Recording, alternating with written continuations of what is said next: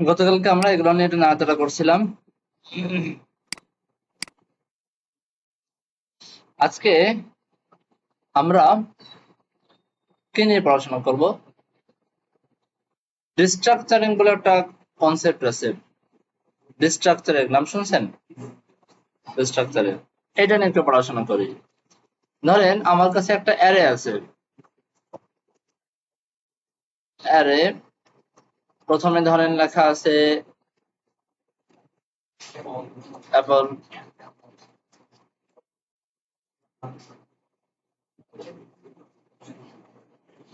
বেশ হয়ে গেল নাকি? আচ্ছা,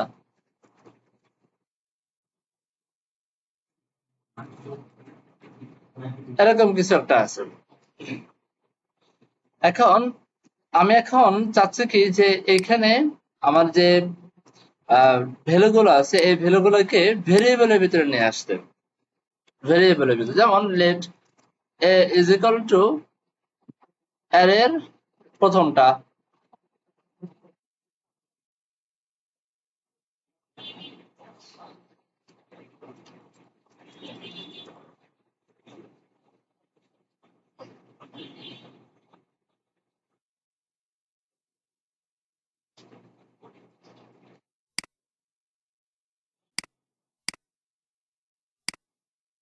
এখনো ঘটতেছে, আসছে। তো একই ভাবে আমি যদি চাই let B is equal to অ্যারের দ্বিতীয়টা, আমরা ধরতে পারি না এরকম বি, এই যে অ্যাপেল বানানা দুটো চলে আসছে। আমরা চাইলে এভাবে না ধরে দুইটা ভেরিয়েবল আলাদাভাবে না লিখে আমরা একটু অন্যভাবে লিখতে পারি। সেটা কেমনে? আমরা বললাম লেট থার্ড ব্র্যাকেটের ভিতরে প্রথমে এ নিলাম, তারপরে বি নিলাম, সমান সমান অ্যারেটা বলে দিলাম। এটা কি দেখানো হয়েছে? আচ্ছা, তাহলে এটা হবে কি, এই এটা হচ্ছে এই অ্যারের প্রথম 0 ইন্ডেক্সে যাবে, আর বিটা হচ্ছে এই অ্যারের দ্বিতীয় ইন্ডেক্সে 1 ইন্ডেক্সে চলে যাবে। ঠিক আছে, একই রেজাল্ট বের হবে। দেখেন একই রেজাল্ট, অ্যাপেল বানানা একই রেজাল্ট। এভাবে লেখাটা একটু সহজ হয়ে গেল না? এভাবে এটাকে বলা হয় অ্যারে ডিস্ট্রাকচারিং। যদি এরকম হয় যে ধরেন এখানে আরো কিছু আছে, আর কি দেওয়া যায়, আর ব্যানার তো লেখা হয়েছে পাইনাপেল,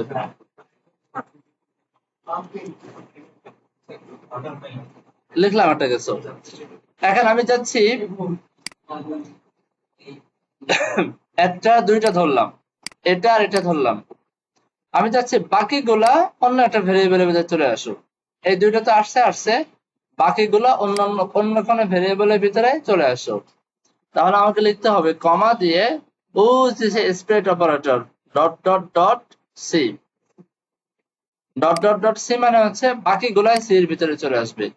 এখন আমি যদি এখানে সিটাকেও লক করি, কি আসে দেখেন, অ্যাপেল আসছে, ব্যানানা আসছে, আর বাকি তিনটা চলে আসছে সি এর ভিতরে। বিষয়টা বুঝতে পারছি? আচ্ছা, আমি এই স্প্রেড অপারেটর মনে হয় আপনাদেরকে দেখাইছিলাম, এটা দেখাইছিলাম না? হ্যাঁ। এখন আসেন, স্প্রেড অপারেটরটা আমাদের লাগে, প্রায় লাগে। ধরেন আমি এখানে let array one is equal to, ধরেন আমি বললাম 1 2 3 4 5, এমন একটা কিছু লিখলাম। Let array two is equal to, ধরেন 10 11 12 30 40, এরকম কিছু লিখলাম একটা। এখন let output is equal to, আমি যাচ্ছি অ্যারে ওয়ান কে আর অ্যারে টু কে মিলাইতে, দুইটাকে একসঙ্গে নিয়ে আসতে, একই সাথে নিয়ে আসতে। তাহলে অ্যারে ওয়ান ডট পুশ দিয়ে, যদি পুশ মনে আছে, পুশ, এই পুশের ভিতরে যদি অ্যারে টু দিয়ে দিই তাহলে কি হবে? হবে।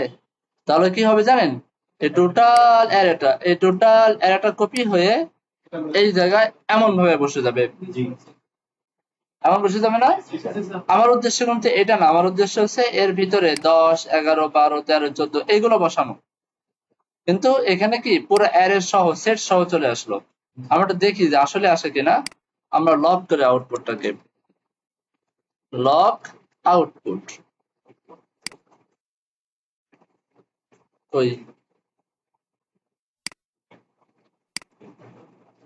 আচ্ছা লগ হবে আউটপুট না, লগ হবে অ্যারে 1।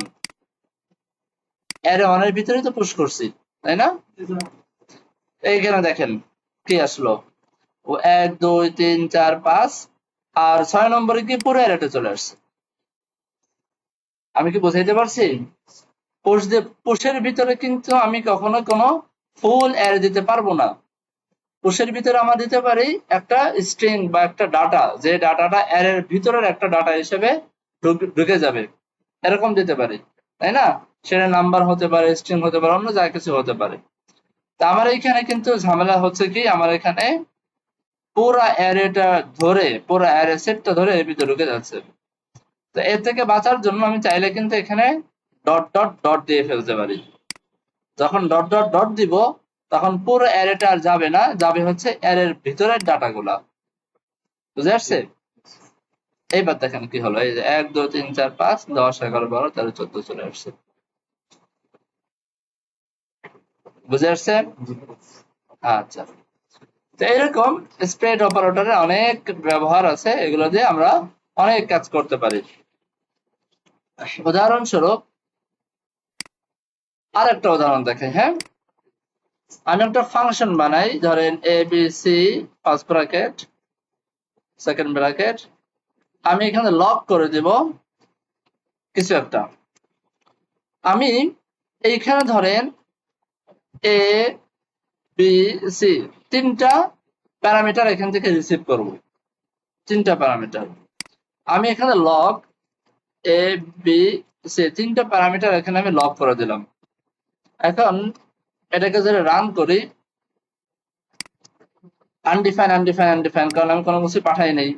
আমি ধরেন 1 পাঠাইলাম, 2 পাঠাইলাম, 3 পাঠাইলাম, 1, 2, 3 রান হচ্ছে, কোনো অসুবিধা নেই।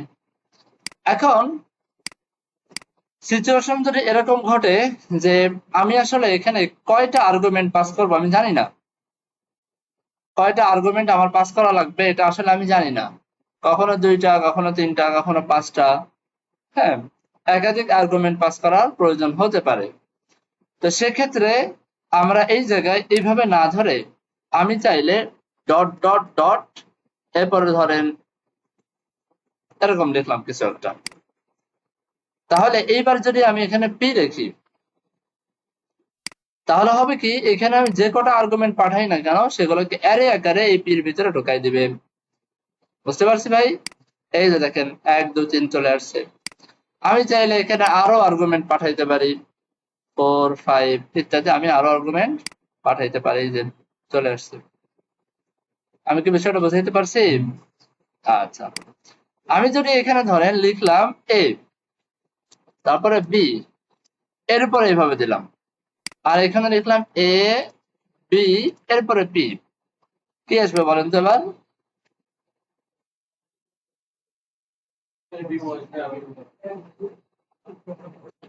এখন এর ভ্যালু কত আসবে বলেন তো?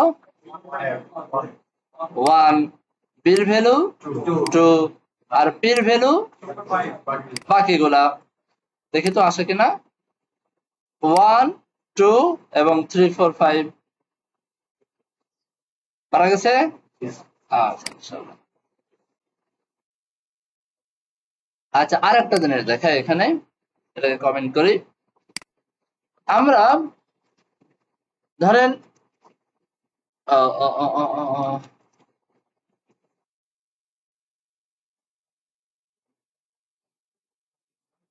আচ্ছা, এইখানে ধরেন আমি ডিস্ট্রাকচারিং করতেছি, ডিস্ট্রাকশন করে আমি ধরেন এ ডাবল বি দিলাম। তাহলে ডাবল এর ভিতরে আসবে 1, ডাবল বির ভিতরে আসবে 2। এতটুকু তো আমরা বুঝতে পারছি, এতটুকু বুঝতে পারছি না? কিন্তু আমার উদ্দেশ্য হচ্ছে আমি জাস্ট ধরেন 3টাকে ধরবো, আমার 1 আর 2 ধরার দরকার নেই, আমার দরকার 3টা, যেটা 3 নম্বর ইন্ডেক্সে এখানে আছে। সেটাও আমরা চাইলে করতে পারি। ধরেন আমি যদি এখানে একটা ভ্যালু এভাবে লিখি, তাহলে বাই ডিফল্ট এই ডাবল এ হচ্ছে এর ভ্যালু হিসেবে মানে ভেরিয়েবল ক্রিয়েট হবে, তাই না? মানে ডাবল এর ভিতরে এই এর 1টা চলে যাবে। আমি যদি এখানে এভাবে লিখি, একটা কমা দিলাম, এরপরে স্পেস দিলেও হয়, না দিলেও হয়, আর একটা কমা দিলাম, দুইটা ফাঁকা দিয়ে দুইটা কমা বসাই দিলাম, 3 নম্বরে কি এ রাখলাম, তাহলে এই দুইটাকে আর সে ধরবে না, দুইটাকে স্কিপ করে 3 নম্বর ভ্যালুটা আসে এর এই ডাবল এর ভিতরে জমা হবে। বুঝাইতে পারছি? আচ্ছা, তাহলে এই ডাবল এর ভ্যালু এখন হয়ে যাবে হচ্ছে 3। সবাই ধরতে পারছেন এটা? আচ্ছা, বাস, আমরা অনেক কিছু শিখে ফেললাম। এবার আসেন আমরা অবজেক্ট নিয়ে এই কাহিনীগুলো করি, দেখি পারি কিনা। অবজেক্ট, লেট মাই ওবিজে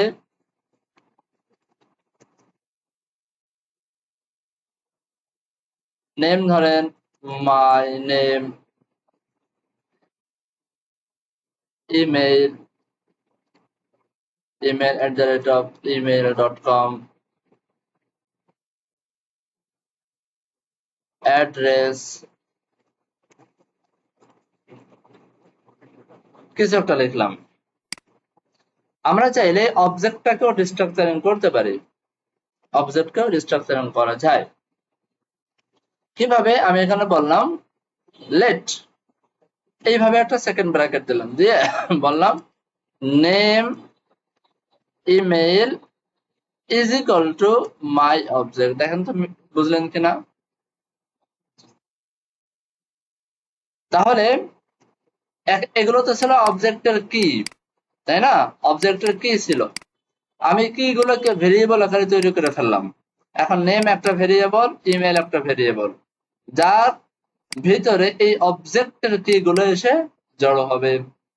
বুঝে আসছে ভাই? এখন আমি যদি লক করি নেম ইমেল, দেখুন কত সুন্দর ভাবে চলে আসে, এই যে নেম চলে আসছে, ইমেল চলে আসছে। বুঝে আসছে ভাই? এটা হচ্ছে অবজেক্ট রিস্ট্রাকচারিং। তো এইভাবে লেখাটা অনেক সহজ, অনেক সহজ, এবং কি বলা হয়, অনেক মজার। আমি যদি এখানে ধরেন লিখলাম নেম সমান সমান অ্যানাদার নেম, সেভ করি, এই যে দেখেন অ্যানাদার নেম চলে আসছে। কেন? কারণ এখন এই নেম মানে হচ্ছে এই নেম, বিষয়টা তাই না? এই নেম মানে কোনটা? এই নেম। আমি ডিস্ট্রাকচারিং করে কিন্তু এই নেমটাকে বের করে নিয়ে আসছি। যেহেতু এই নেমটাকে বের করে নিয়ে আসছে, সেহেতু এভাবে লেখার মানে কি? এভাবে লেখার মানে হচ্ছে এভাবে লেখা মাই অবজেক্ট ডট নেম, এভাবে লেখা, তাই না বিষয়টা? সবাইকে ধরতে পারতেছেন? আচ্ছা, ঠিক আছে, তাহলে এটা ছিল আমাদের অবজেক্ট ডিস্ট্রাকচারিং। এটা খুব কঠিন কোনো কনসেপ্ট না, খুব সহজ কনসেপ্ট। একটু মানে কি বলা হয়, সামান্য একটু ব্রেন খাটাইলে হয়ে যাবে, খুব বেশি ব্রেন খাটাইতে হয় না। ঠিক আছে, আচ্ছা, আমরা ওই যে একটা কনসেপ্ট শিখছিলাম না, রেফারেন্স টাইপ ডাটা, মনে আছে? আর একটা আমি কি শিখছিলাম?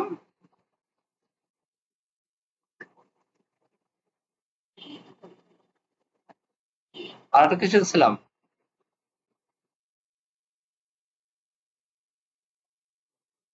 ভুলে গেছে, আমি তো ভুলে গেছি। একটা ছিল প্রিমিটিভ টাইপ ডাটা, আর একটা হচ্ছে নন প্রিমিটিভ টাইপের ডাটা, মনে আছে? আচ্ছা, ওটা নিয়ে আমরা একটু হালকা একটু পড়াশোনা করি। ধরেন, আচ্ছা আমি সবগুলোকে কমেন্ট করে ফেলি আগে, তাহলে ঝামেলা করবে। খেয়াল করেন, এদিকে এদিকে, আমার দিকে, লেট এ সমান সমান 100, দেখেন লেট বি সমান সমান এ, লক করে বি কত আসবে? আমি একটু পাশাপাশি নিয়ে আসি, 100 আসছে, 100 আসছে। এখন আমি এখানে বির পাশাপাশি এটাকেও প্রিন্ট করি, এও 100 বিও 100। আমি চাইলে বি সমান সমান 200 করে দিলাম,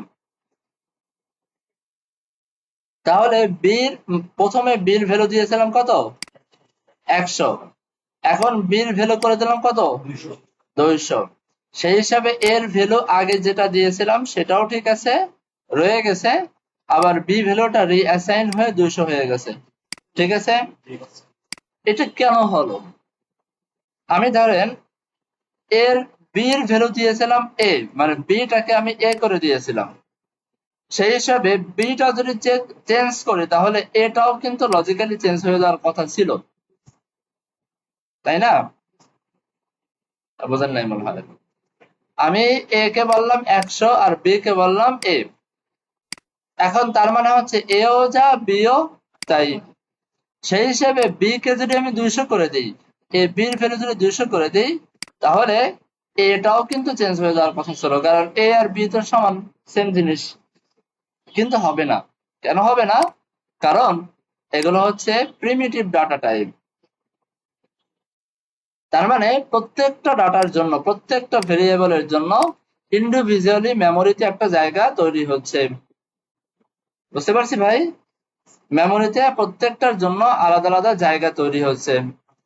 যেহেতু প্রত্যেকটার জন্য মেমোরিতে আলাদা একটা মেমোরি তৈরি হচ্ছে, আলাদা আলাদা জায়গা তৈরি হচ্ছে, এজন্য এই বি বি এর মতো আচরণ করতেছে, এ এর মতো করে আচরণ করছে, প্রত্যেকে তার ইন্ডিভিজুয়ালি আচরণ করতেছে, একটার কারণে আরেকটা রিপ্লেস হয়ে যাচ্ছে না। বুঝে আসছে ভাই? এবার আসেন আমরা যদি একটা অবজেক্ট নিয়ে যদি এটা করতে চাই, let c is equal to ধরেন name, my name, email, email@email.com করলাম, হ্যাঁ। Let d is equal to c, lock করলাম সি এবং ডি কে, এই যে উপরেরটা হচ্ছে সি, নিচেরটা হচ্ছে ডি। এটা কিন্তু নন প্রিমিটিভ ডাটা টাইপ, তাই না? বা reference type data, pass by reference যেটা। এখন এখানে সি এবং ডি এই দুইটা কিন্তু আপনার রেফারেন্স ক্রিয়েট করতেছে, সরাসরি কিন্তু কোনো মেমোরিতে যাচ্ছে না ডাটাটা, বরং মাঝখানে একটা রেফারেন্স ক্রিয়েট করতেছে। বিষয়টা ক্লিয়ার? এখন যেহেতু এইগুলা রেফারেন্স ক্রিয়েট করতেছে, সেহেতু আমি যখন ডি সমান সমান সি বললাম, তখন এই ডি এর রেফারেন্স এবং সি এর রেফারেন্সটা সেম হয়ে গেছে। সেম হয়ে গেছে না? বোঝেন নাই মনে হয়। ডি এর রেফারেন্স এবং সি এর রেফারেন্সটা এখন সেম হয়ে গেছে। আমি ডি সমান সমান সি বলার মানে হলো এটা না যে সি এর ভিতরে যে ডাটা আছে সেই ডাটা তুমি এখানে টান দিয়ে ডি এর ভিতরে নিয়ে আসো, ব্যাপারটা এরকম না। ব্যাপারটা হচ্ছে তুমি সি এর যে রেফারেন্সটা ছিল সেই রেফারেন্সটা তুমি ডি এর ভিতরে অ্যাসাইন করে দাও। এখন ডি এবং সি দুটোই কিন্তু একটা রেফারেন্সের দিকে তাক করে আছে, বিষয়টা তাই না? বোঝেন নাই? ডি এবং সি একটা রেফারেন্সের দিকে তাক করে আছে। যদি এটা হয় তাহলে বিষয়টা এরকম যে এখন ডি এবং সি উভয়ের ডাটা এখন সেম। কেন সেম? কারণ উভয়টা একই রেফারেন্স থেকে ডাটা পাচ্ছে, মানে একটা কেমন যদি মেমোরি আছে, ওই মেমোরি থেকে দুটোই ডাটা পাচ্ছে। এখন কোনোভাবে যদি আমি ওই মেমোরির ডাটাটাকে রিপ্লেস করে দিই, যে কোনো উপায়ে রিপ্লেস করে দিই, তাহলে সি এবং ডি উভয়ের ডাটা রিপ্লেস হয়ে যাবে না? কারণ কি?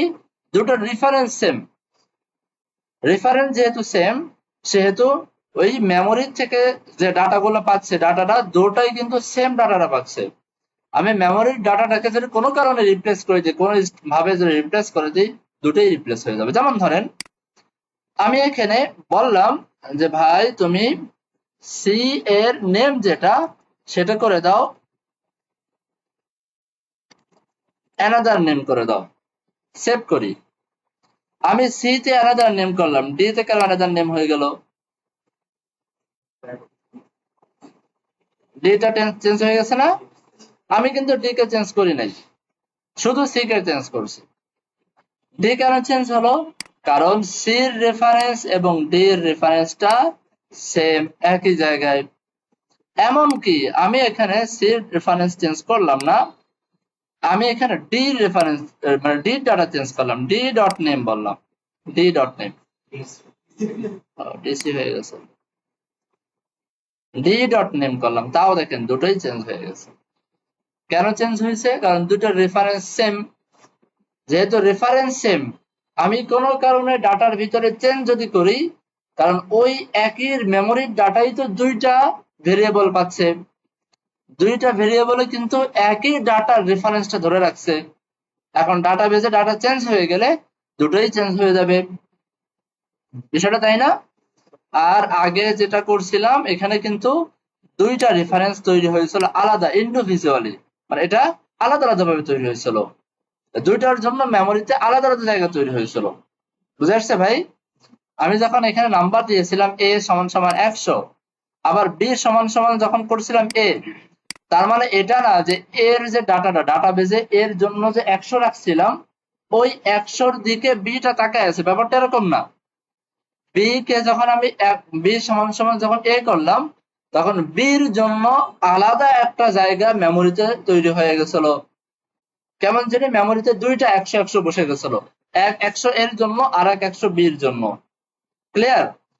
এরপরে মেমোরি থেকে যখন আমি b এর 100 টাকা রিপ্লেস করে দিছি, সে জানেই না এর অ্যাকশন এর ডাটাটা কি আছে, সে সেদিকে তার দিকে তাকাচ্ছেই না, সে তার নিজের ডাটা নিয়ে খুশি আছে। ক্লিয়ার? আর এখানে এসে কি হচ্ছে, রেফারেন্স ক্রিয়েট হচ্ছে। যেহেতু রেফারেন্স ক্রিয়েট হচ্ছে সেহেতু মেমোরিটা কিন্তু একটাই, দুটোরই ডাটাবেস বা মেমোরিটা কিন্তু একই একই, রেফারেন্স একটা। এখন যখন আমি সি সমান সমান একটা অ্যারের কথা বললাম বা অবজেক্টের কথা বললাম, ডি এর কথা যখন আমি একটা অবজেক্টের কথা বললাম, তাহলে ওই যে ডাটাবেজে একটা অবজেক্ট ক্রিয়েট হয়ে আছে, যেই একটা অবজেক্টের জন্য যে রেফারেন্সটা ক্রিয়েট হয়েছিল সেই রেফারেন্সের দিকে দুইজন তাকায় আছে, সিও তাকায় আছে, ডিও তাকায় আছে। কোন কারণে ডাটাবেজের ওই অবজেক্টটা যদি আমি পাল্টায় ফেলি, একটাই তো ডাটা, অবজেক্টটা যখনই পাল্টায় ফেলবো তখনই সিও চেঞ্জ হয়ে যাবে, ডিও চেঞ্জ হয়ে যাবে। এবার বিষয়টা বুঝে আসছে ভাই? মোটামুটি ক্লিয়ার? পরিপূর্ণ না হলে তো মোটামুটি ক্লিয়ার, তাই না? আচ্ছা, তো এটা ছিল আমাদের ছোট্ট একটা কনসেপ্ট।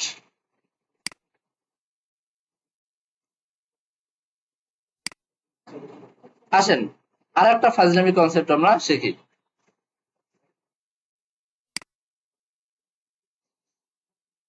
ফাংশন, এক প্রকারের ফাংশন আছে, সেই ফাংশনটাকে বলা হয় ফাংশন কারি বা কারি ফাংশন। হ্যাঁ, CURI সম্ভবত।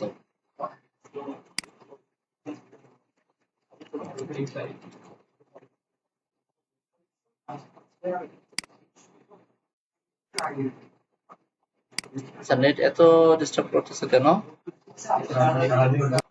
আচ্ছা, ধরেন আমি একটা ফাংশন বানাইলাম ABCD, এখানে আমি দুইটা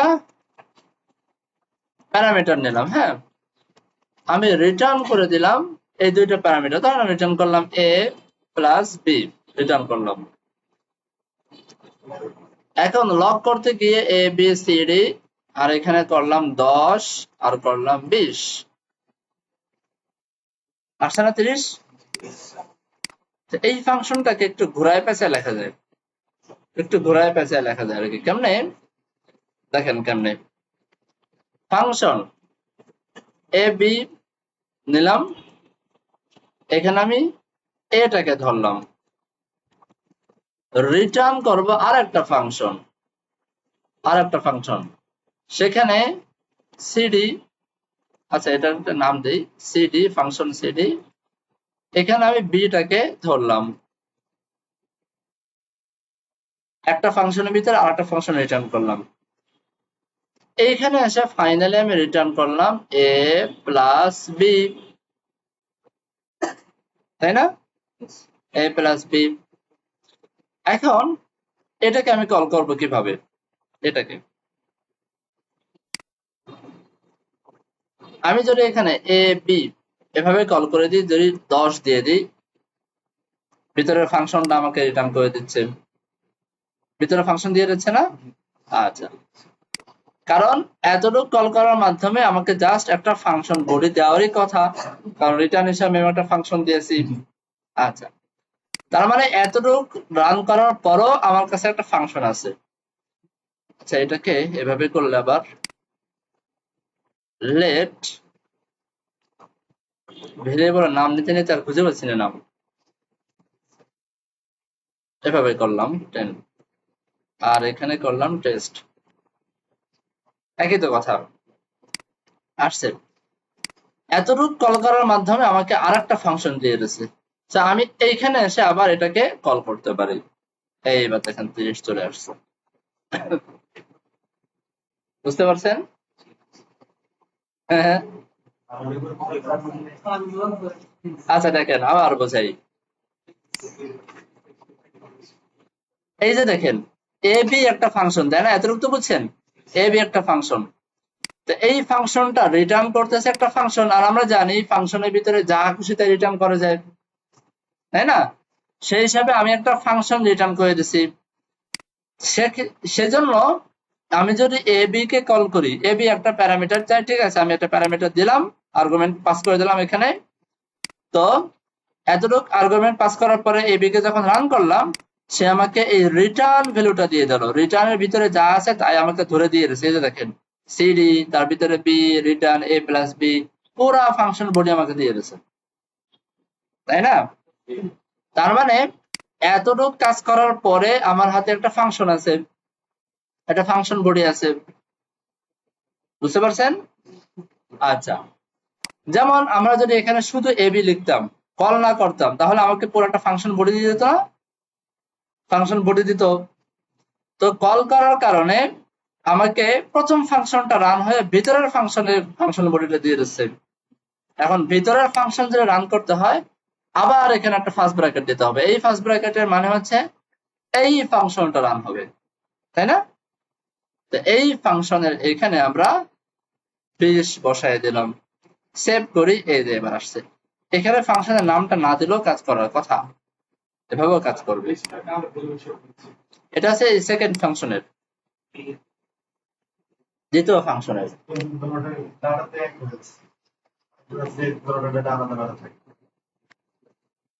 হতে পারে, মানে এর একটা স্টাইল।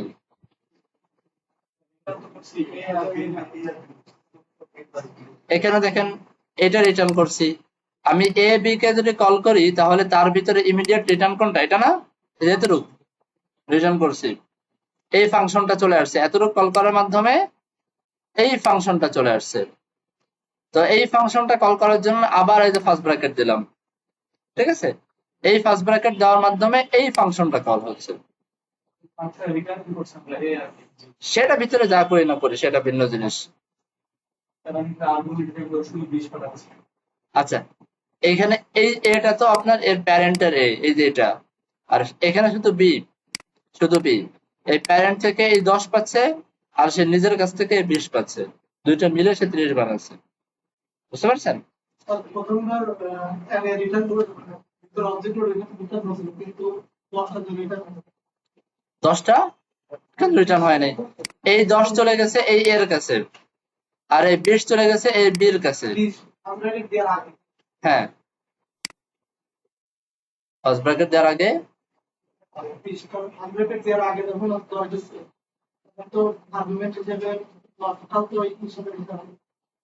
রিটার্ন, রিটার্ন তো হচ্ছে, এই যে দেখেন রিটার্ন তো হচ্ছে, এতটুকু যদি করি এই যে রিটার্ন তো হচ্ছে, ফাংশন রিটার্ন হয়ে যাচ্ছে। কিন্তু এখানে তো এটা নিয়ে কোনো কাজ হচ্ছে না, এটা তো এখানে চুপচাপ বসে আছে চুপচাপ করে, বুঝতে পারছেন? দেখতেছে একইভাবে আপনি যদি চান এখানে আর একটা ফাংশন রান করতে পারেন, রিটার্ন করতে পারেন, সেটা আবার এখানে ফার্স্ট ব্র্যাকেট দিয়ে সেটাকেও কল করতে পারেন। হ্যাঁ, বুঝে আসছে? হ্যাঁ, অ্যারে ফাংশন হ্যাঁ করতে পারেন, অসুবিধা নেই। আচ্ছা, এটাকে আরেক ভাবে রান করা যায়, দেখেন। হ্যাঁ, বুঝে নেই।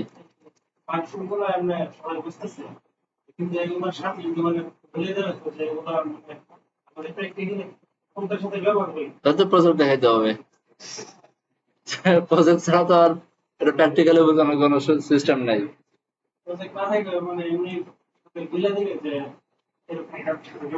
আচ্ছা, এটা আপাতত জেনে রাখেন, এতটুকু জেনে রাখেন।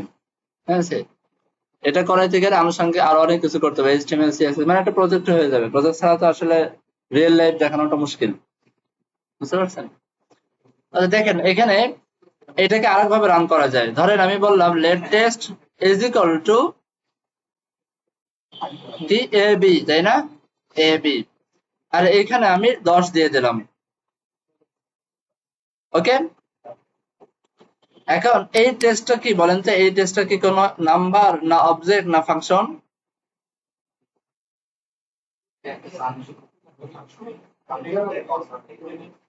এই যে যে এই যে টেস্টটা, এই যে ভেরিয়েবল দিলাম, টেস্ট নামে একটা ভেরিয়েবল দিলাম, এই ভেরিয়েবলের আন্ডার এখন কি আছে? কোনো নাম্বার আছে না কোনো ফাংশন আছে নাকি কোনো একটা ফাংশন আছে না? আচ্ছা, দেখেন আমি এটাকে রিলোড করি, এই দেখেন একটা ফাংশন। তাহলে খুব ইজিলি আমি সেকেন্ড টাইমের টেস্টটাকে যদি দিয়ে দিই, কল করে দিই, তাহলে দেখেন এই যে চলে আসছে। বা দুইবার কল করলাম, একবার ভেরিয়েবলের ভিতরে রেখে কল করলাম, আর একবার সরাসরি টেস্টটাকে কল করলাম। ঠিক আছে, এই কনসেপ্টটা ব্যবহার হবে রিয়েক্টে, প্রচুর ব্যবহার হবে। বুঝতে পারছেন? এটার প্রচুর ব্যবহার আছে। এই ছিল মোটামুটি আমাদের আজকের পড়াশোনা।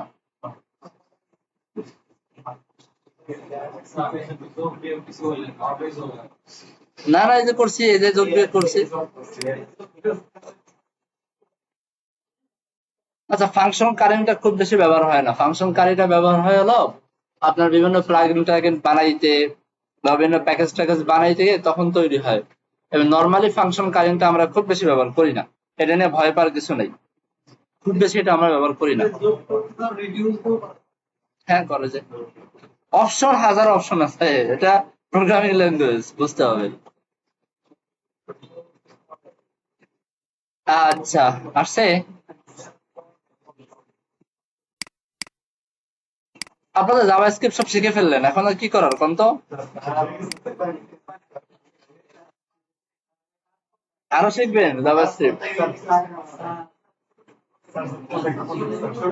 প্রজেক্ট? আমরা একটা কাজ করি, আমরা রিয়েক্টে মুভ করে রিয়েক্টের মাধ্যমে ছোট ছোট প্রজেক্ট করি, ছোট প্রজেক্টে।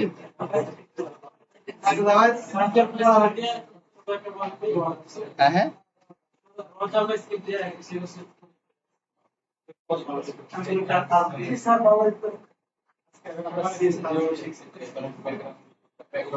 আচ্ছা আমরা একটা কাউন্টার আপ বানাই আজকে, ক্লিক করলে বাড়বে, এক এক করে করে বাড়বে। হ্যাঁ,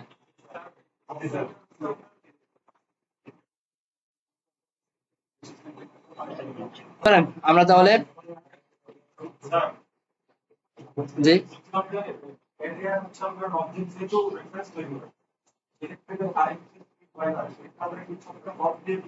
বলে হ্যাঁ, বেশি কঠিন কিছু না, সিম্পল। বাটন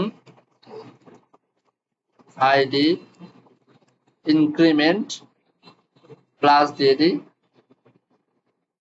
অথবা ইনক্রিমেন্ট লিখে দিই। এখানে একটা ডিপ নেই, এখানে ধরেন বাই ডিফল্ট 0 থাকুক, এটা হচ্ছে ডিক্রিমেন্ট। ইনক্রিমেন্ট ডিক্রিমেন্ট তো বুঝি, decrement.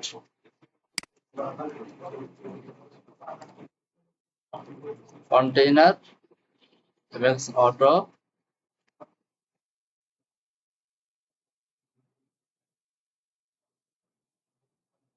flex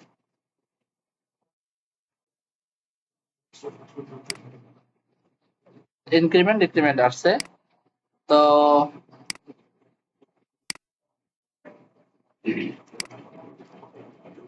class bg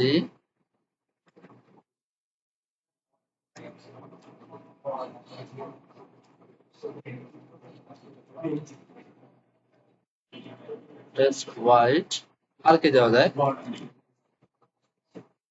cursor pointer দরকার নাই এটাকে টেক্সট বাড়াই দিই শেষ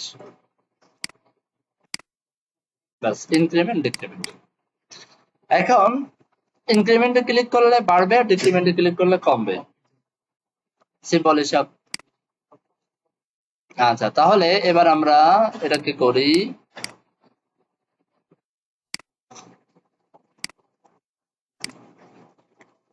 ফাংশন বানাই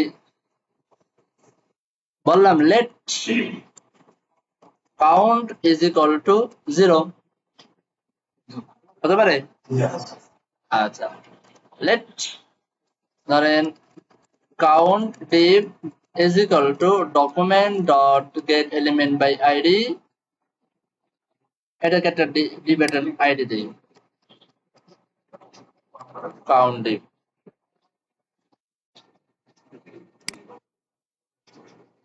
চলে আসছে আচ্ছা এবার কি করব ফাংশন বানাই আমরা ফাংশন দিয়ে কাজ করতে পছন্দ করি আচ্ছা ফাংশন আমি এখন সব অ্যারে ফাংশন দিয়ে কাজ করব increment is equal to first bracket second bracket একটা করলাম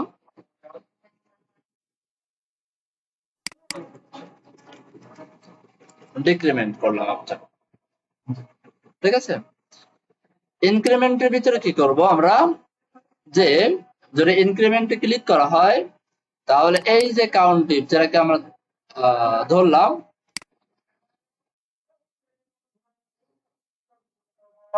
সেই কাউন্ট ডিভের ইনার এইচটিএমএল হয়ে যাবে কত কাউন্ট প্লাস অন অথবা প্লাস প্লাস সহজ ঠিক আছে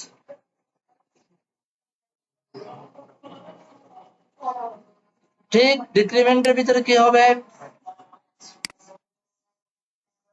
মাইনাস মাইনাস কত সহজ আচ্ছা এবার লেট ইনক্রিমেন্ট btn টাকে ধরি document dot get element by id increment এমন দিয়েছিলাম নাম সম্ভবত হ্যাঁ এরপরে ডিক্রিমেন্ট বাটনে ডিক্রিমেন্ট ওকে এরপরে increment btn dot add event listener এরপরে ক্লিক যদি করা হয় তাহলে এই ফাংশনের বডিটা আমি এখানে পাস করে দিই একইভাবে ডিক্রিমেন্ট এর সাথে অ্যাড ইভেন্ট লিসেনার যদি ক্লিক করা হয় তাহলে ডিক্রিমেন্টের ফাংশনটা এখানে রান করবে সেভ করি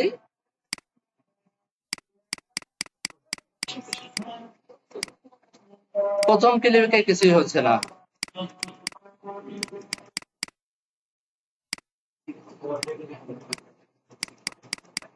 কেন কেন প্রথম ক্লিকে যদি না হয় 0 এখানে বসাই দেবে কারণ প্রথমে সে অ্যাসাইন করতেছে দ্বিতীয়তে সে মনে আছে তো? প্লাস প্লাসের কনসেপ্ট মনে আছে না? আচ্ছা, এইবার কাজ করবে, এই দেখেন।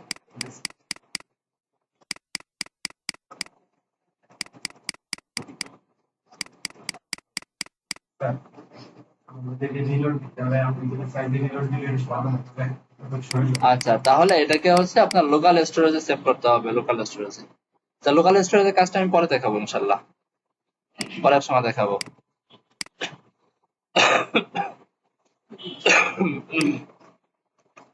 এই তো প্রজেক্ট হয়ে গেল।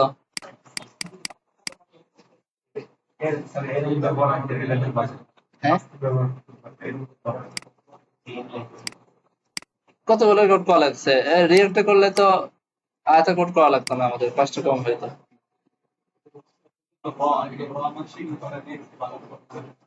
রিয়েক্ট বুঝবেন না তাই? রিয়েক্টের ভিতরে জাভাস্ক্রিপ্ট, ভয়ের কিছু নাই। জাভাস্ক্রিপ্ট আপনাদের পিছে চড়তেছে না। আচ্ছা, আর কি দেখাবো বলেন?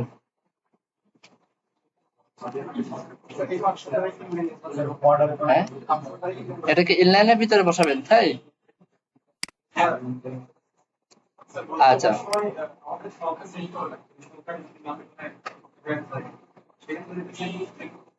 মানে বুঝি নাই।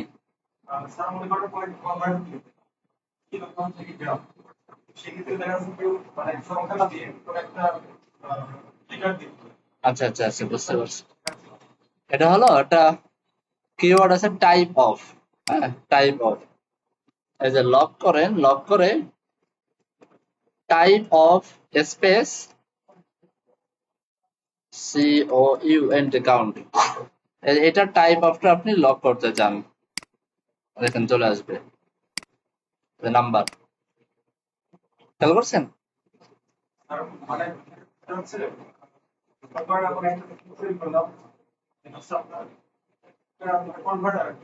হ্যাঁ, অন ক্লিক নামে একটা অ্যাট্রিবিউট আছে, ঠিক আছে? তো অন ক্লিক অ্যাট্রিবিউটের ভিতরে আমি যদি ইনক্রিমেন্টটাকে বসাই দিই, ইনক্রিমেন্ট। আচ্ছা, ইনক্রিমেন্টটা এখানে এভাবে আসলে কাজ করবে নাকি কল করতে হবে দেখি তো। Increment is not a function. ও আচ্ছা আচ্ছা, এটা তো হবে না, কারণ ফাংশনটা আমি পরে বানাইছি, এটাকে আমি আগে কল করছি। তাহলে আমি এতটুকুকে কপি করি, এটাকে বন্ধ রাখি, রেখে আমি এদিকে একটা স্ক্রিপ্ট ট্যাগ নেই উপরে, এটার ভিতর নিয়ে আসি।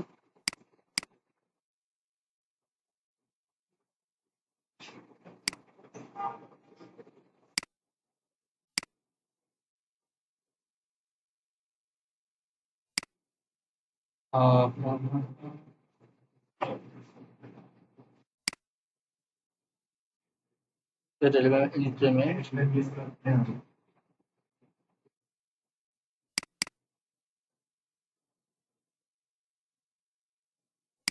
বুঝি নাই।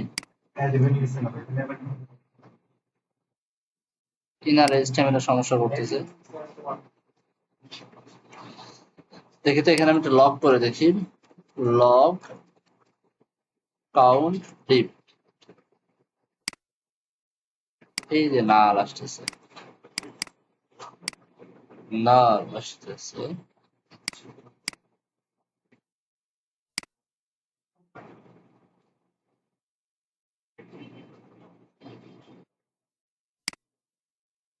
আচ্ছা, এটা নাল আসতেছে কারণ হলো এটা আগে রান হয়ে যাচ্ছে, এটা পরে রান হচ্ছে, ঠিক আছে? এটা আগে রান হয়ে, আচ্ছা বুঝাই দিচ্ছি, সমস্যা নাই, বড় কিছু নাই, এটা পারা যাবে। দুইটা সমস্যা, একটা সমস্যা হচ্ছে এইটা যদি আগে রান হয়ে যায়, আর এই কোডটা যদি পরে রান হয়, এই কোডটা যদি পরে রান হয়, ঠিক আছে, তাহলে এইখানে আমরা ফাংশন ব্যবহার করতে পারতেছি না, একটা সমস্যা। আবার এটাকে যদি আগে রান করি, মানে এটাকে যদি আগে রান করি আর এটাকে পরে রান করি, তাহলে এখানে এই ডিপটা ধরতে পারতেছে না, একটা সমস্যা, কি করা যায়? এইখানে ডকুমেন্ট ডট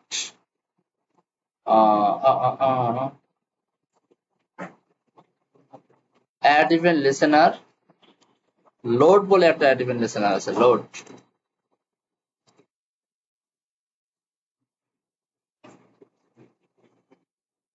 লোডের ভিতরে নিয়ে আসে এগুলোকে।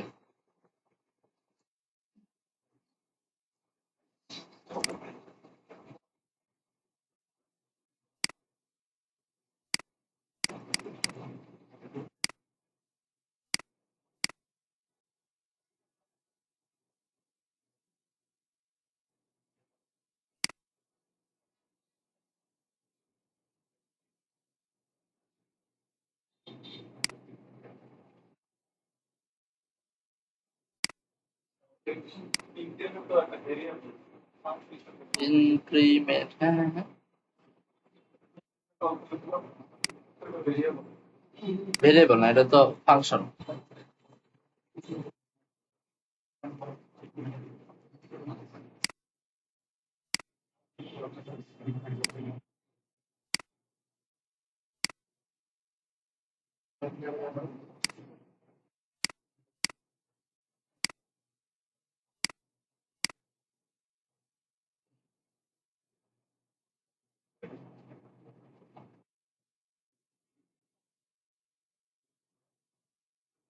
খুব ভেজাল।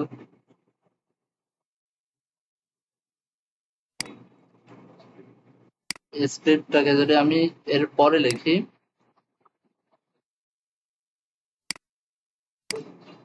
এভাবে তো কাজ করার কথা, কাজ কেন করবে না?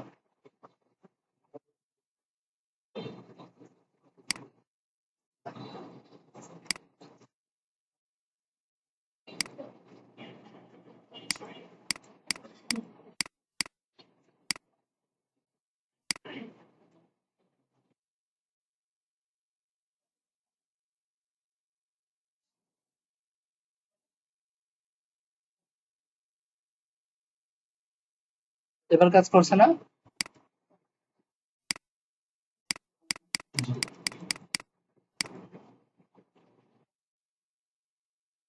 ইনক্রিমেন্টটাকে আমি যে এখানে বসাই দিলাম, আর এই বাটনের ভিতরে ওয়ান ক্রেডিট ডিক্রিমেন্টটাকে বসাই দিলাম।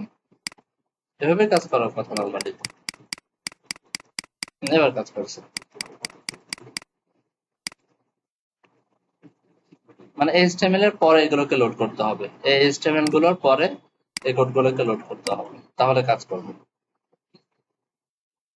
ঠিক আছে, এই যে এখানে আমি ফাংশন বানাইলাম।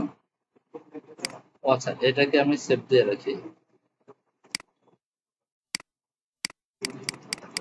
এই যে কাজ করছে, ঠিক আছে, দেখেন এই যে কাজ করছে আপনার ফাংশন। ওকে, কাজ করবে, সেভাবে করবে। জিরো থেকে নামবে না, কন্ডিশন বসান,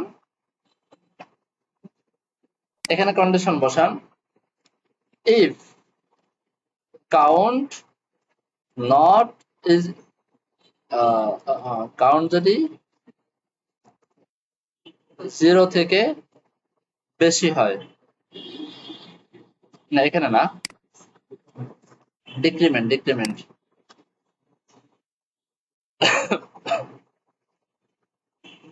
অথবা ইজ ইকুয়াল টু যদি জিরো হয়ে যায়, যদি জিরো হয়ে যায় তাহলে এখানে রিটার্ন করে দেবে। ব্যাস, এতটুকু লেখেন তাহলে হয়ে যাবে।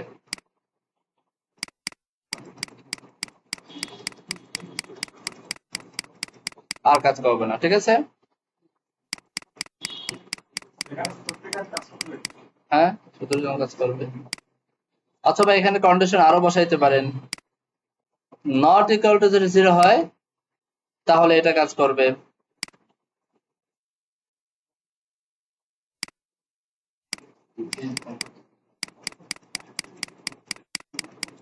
ঠিক আছে, কত হাজার উপায় আছে, যেটা আপনাদের মনে চায় সেটা ব্যবহার করবেন, হয়ে যাবে।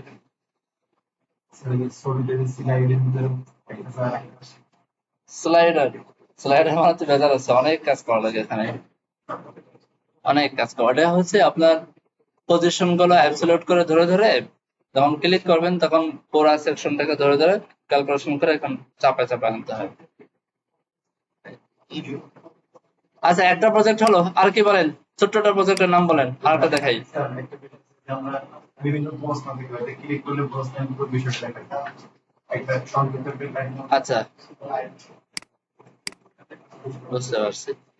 মানে বিষয়টা হলো এরকম, আমি দেখাই। আচ্ছা, এই স্ক্রিপ্ট এখানে কেটে দিই, এটা ভালো লাগতেছে না আমার কাছে।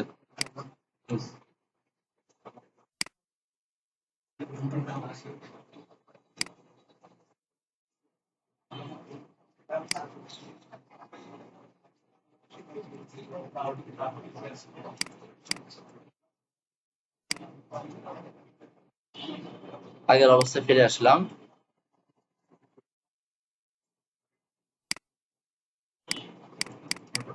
ঠিক আছে, ধরেন এখানে আমাদের একটা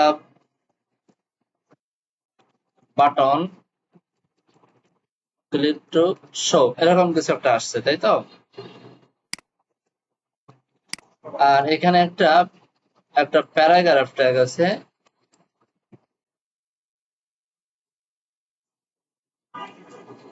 বড় কিছু প্যারাগ্রাফ দেওয়া আছে, আর এরকম। এই বাটনে যখন ক্লিক করা হবে তখন এগুলো দেখাবে, আদারওয়াইজ সব হাইড হয়ে থাকবে, এরকম তো কিছু একটা। তো এখানে কিছু স্টাইল করেন, ব্লক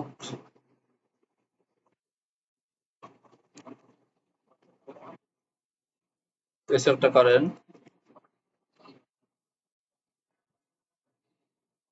আচ্ছা, আর এটাকে একটা ক্লাস দেন বর্ডার,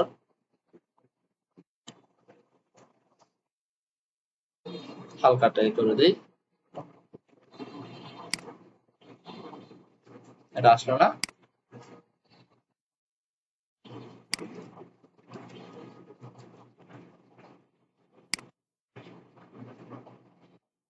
ক্লিক করলে নিচে আসবে।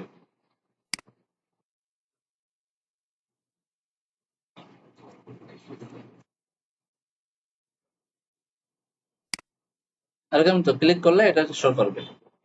তো বাই ডিফল্ট এটাকে আমি যদি এখন হিডেন করে দেই, দেখা যাচ্ছে না। এখন আসেন এই বাটনটাকে ধরেন,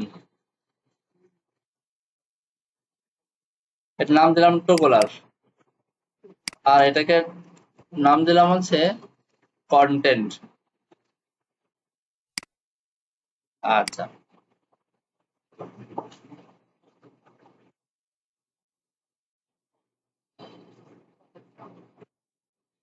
এখন document dot get element by id toggler, add event listener করলাম, একবারে সব কিছু লিখলাম রিনা দিয়ে দিলাম। এরপরে let content is equal to document dot get element by id content ধরলাম। এখন আমি এখানে লগ করি, কন্টেন্টটাকে লগ করি, দেখি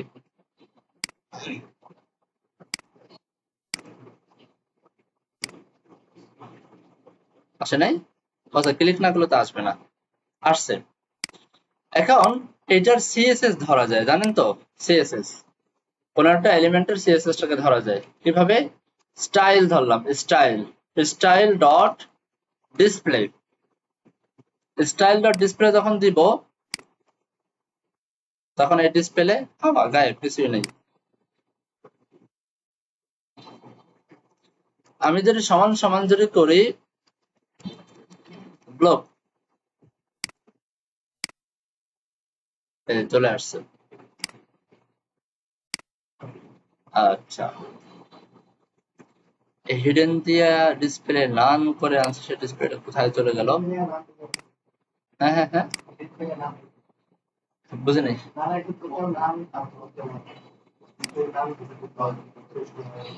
ক্লাসটা কি নান নাকি?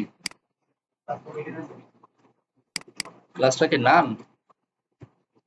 মনে হয় না, সেটা নেই। আচ্ছা, এখানে হতে পারে, সমস্যা নেই। এখানে আমরা অন্যভাবে একটা কাজ করতে পারি, সেটা হলো যে এটাকে একটু বাইরে নিয়ে আসি, বাইরে নিয়ে আসি।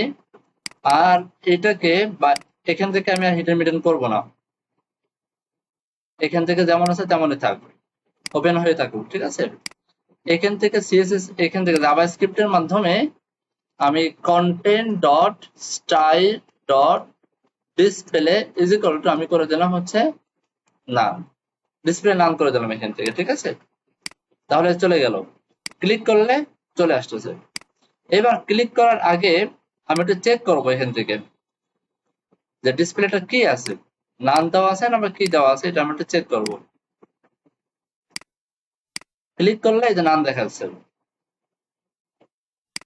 ডিসপ্লেটা নাম দেখাচ্ছে, হ্যাঁ, দেখছেন যে নাম নাম চলে আসছে। এখন এটা আমি কেন করলাম, কারণ এই কিওয়ার্ডটা ধরার জন্য, এই কিওয়ার্ডটা ধরতে পারলে আমরা এখন টগল করতে পারবো। এখন আমি এখান থেকে এটাকে বললাম ইফ, যদি এটা ইজ ইকুয়াল টু যদি নান হয়, তাহলে এটা হবে ব্লক, আদারওয়াইজ এটা হবে নান।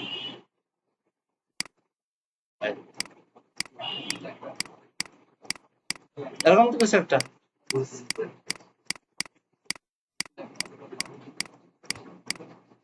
ওকে, চলে আসছে, বুঝতে পারছেন? আমি এটাকে ধরলাম, এটাকে ধরে ক্লিক করালাম, এটাকে ক্লিক করানোর আগে আমি প্যারাগ্রাফটাকে ধরে ডিসপ্লে নাম করলাম, নাম করার পরে এবার চেক করলাম যে এটা, ক্লিক করার পর চেক করলাম যে এটা কি নাম দেওয়া নাকি কি দেওয়া, দেখো যদি নাম দেওয়া থাকে তাহলে তুমি ব্লক করে দাও, আর যদি নাম দেওয়া না থাকে তাহলে তুমি নাম দিয়ে দাও, শেষ। আর এক ক্লিকে সে নাম দিল, আর এক ক্লিকে ব্লক দিল, হয়ে গেল। হ্যাঁ, হুম, হ্যাঁ, সব জায়গায় ব্যবহার করা যায় এটা।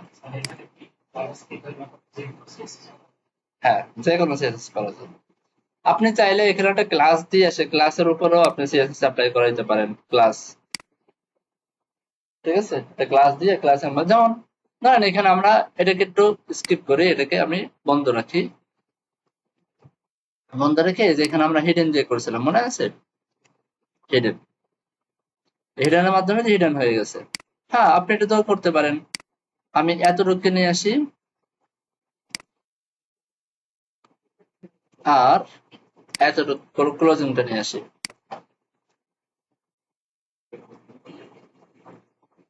ক্লোজিংটা নিয়ে আসি। এবার এই হিডেনের কারণেই তো হিডেন হচ্ছে, এটাকে আমি ধরে নিয়ে আসি। এই যে কন্টেন্ট ধরা আছে এখানে, আমি এখানে লেট চেক ক্লাস নেম বলে একটা ভেরিয়েবল নিলাম, is equal to content dot class list dot contains, মনে আছে? হ্যাঁ, কন্টেইনস এর ভিতরে কি আছে? হিডেন, হিডেন মানে এখানে এখন আসবে ট্রু, তাই না? আচ্ছা, এবার বললাম ইফ, যদি check class name is equal to যদি ট্রু হয়, তাহলে কি হবে? Content dot class list dot remove বলে একটা কথা আছে, রিমুভ, রিমুভ আছে, হ্যাঁ, রিমুভ হয়ে যাবে কোনটা? হিডেন, বুঝতে পারছি? এলস হয়ে যাবে উল্টা, রিমুভ জায়গা হয়ে যাবে অ্যাড, অ্যাড হয়ে যাবে হিডেন। যদি হিডেন নামে ক্লাস থেকে থাকে তাহলে হয়ে যাবে রিমুভ হিডেন, আর যদি না থেকে থাকে তাহলে হয়ে যাবে অ্যাড হিডেন। ওকে,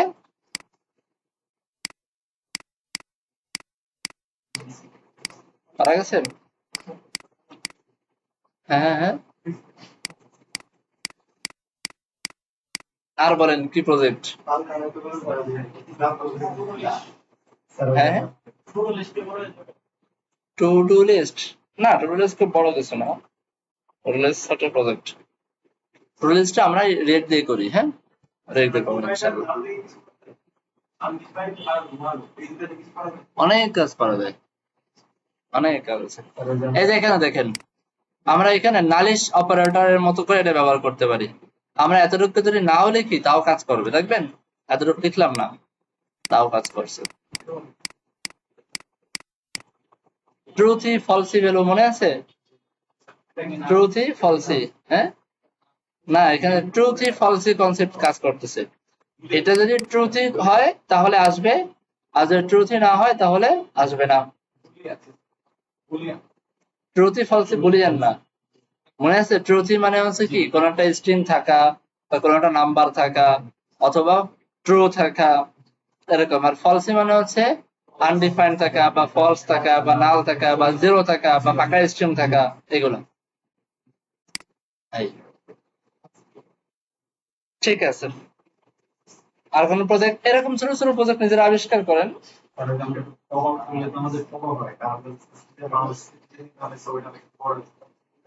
কোনো কিছুর উপর হোভার করলে ছবিটা একটু বড় হয়ে যাবে, ওকে করেন। সিএসএস দিয়ে করা যায়, স্কেল দিয়ে করা যায়। সিএসএস টাকে জাভাস্ক্রিপ্টে নিয়ে আসেন। এই যে আমরা অ্যাড ইভেন্ট লিসেনার ভিতরে ক্লিক লিখি না, ওখানে হোভার বলে একটা কথা আছে। এই হোভার দেওয়ার পরে ওইখানে একটা ক্লাস বসে যাবে, জুম আবল তাবল কিছু একটা ক্লাস বসে যাবে। ট্রাই করেন, নিজেরা ট্রাই করেন। আচ্ছা, আর কিছু? চলেন তো আমরা একটু রিয়েক্ট থেকে ঘুরে আসি।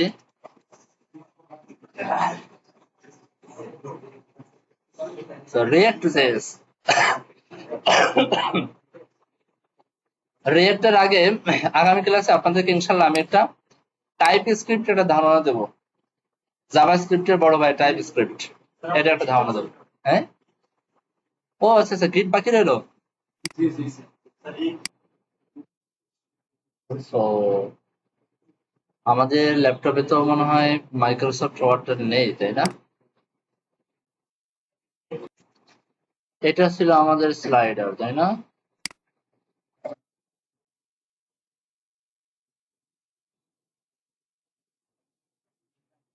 ওকে, আমরা গিট এবং গিটহাব নিয়ে পড়াশোনা করছিলাম। গিট হচ্ছে প্রসেসর, মনে আছে? আর গিটহাব হচ্ছে রিপোজিটরি, যেখানে আমরা আমাদের কোডগুলোকে রাখি। এটা আশা করি আমরা জানি মোটামুটি।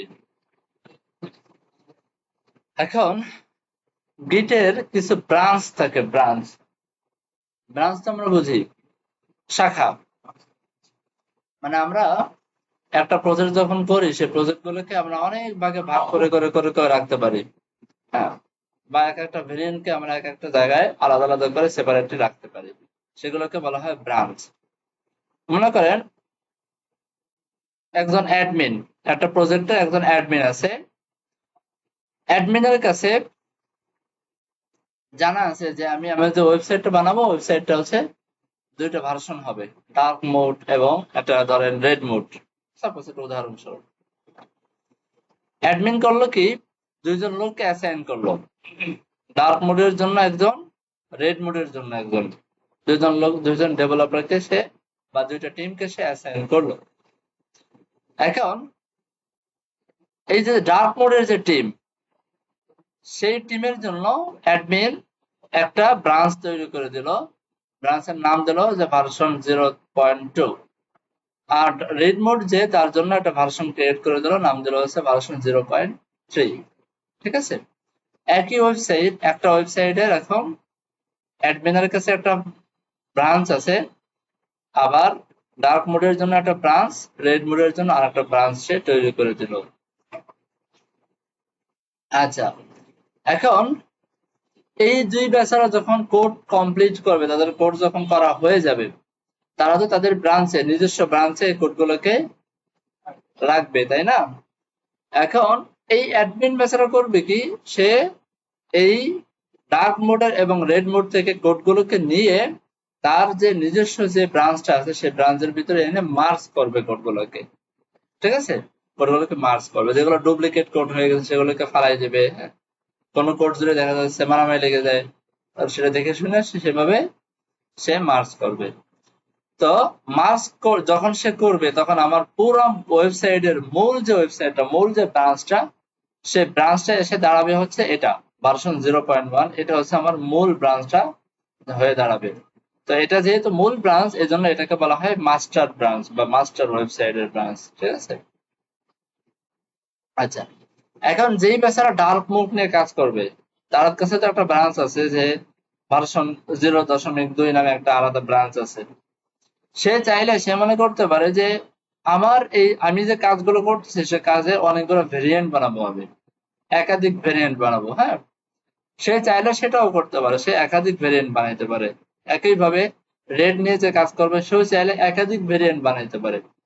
এখন এই বেচারা অনেকগুলো ভেরিয়েন্ট বানালো, বানাইয়া এরপরে অ্যাডমিনকে বললো যে ভাই আপনি দেখেন আমি 3টে ভেরিয়েন্ট বানাইছি, আপনার কোনটা পছন্দ হয়। এরপরে 3টে ভেরিয়েন্টে যেটা পছন্দ হবে সে সেই ভেরিয়েন্টটাকে তার যে ব্রাঞ্চ, তার জন্য বানানো যে ব্রাঞ্চ, সেই ব্রাঞ্চে সে ঢুকাই দিবে। বুঝতে পারছে? রেড নিয়ে যে কাজ করবে সে একই কাজ করবে।